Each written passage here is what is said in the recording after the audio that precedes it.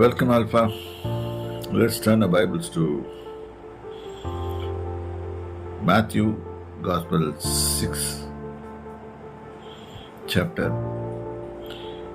இந்த இடத்துல நம்ம பார்க்குறோம் எப்படி ஜெபம் பண்ண வேண்டும் என்று ஆண்டவராகிய இயேசு கிறிஸ்து நமக்கு சொல்லிக் கொடுக்குறார். அன்றி நீ ஜெபம் பண்ணும்போது மாயக்காரரை போல இருக்க வேண்டாம். மனுஷர் காணும்படியாக அவர்கள் ஜெப ஆலயங்களிலும் வீதிகளிலும் சந்தைகளிலும் நின்று ஜெபம் பண்ண விரும்புகிறார்கள். இது இன்னைக்கு கூட இருக்குது, அது பார்க்குறோம்.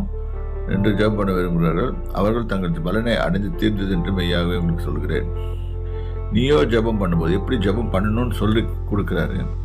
ஜெபம் பண்ணும்போது உன் அறை வீட்டுக்குள் பிரவேசித்து உன் கதவை பூட்டி அந்தரங்கத்தில் இருக்கிற பிதாவை நோக்கி ஜெபம் பண்ணு. அப்பொழுது அந்தரங்கத்தில் பார்க்கிற பிதா வெளிரங்கரமாக இவனுக்கு பதிலளிப்பார். இது the way of praying.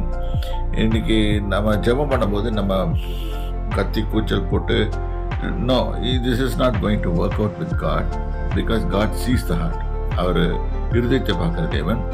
ஆகவே தான் அவர் சொல்கிறார், நீ தனியாக உள்ளவா, என்னோட பேசு, நம்ம 2 பேர் பேசலாம், பேசி நான் இதுக்கு பதில் கொடுக்குறேன் அப்படின்னு. அப்புறம் 7வது வசனம் சொல்லுது, நீங்கள் ஜெபம் பண்ணும்போது அஞ்ஞானிகளை போல வீண் வார்த்தைகளால் அலப்பாதீங்கள்.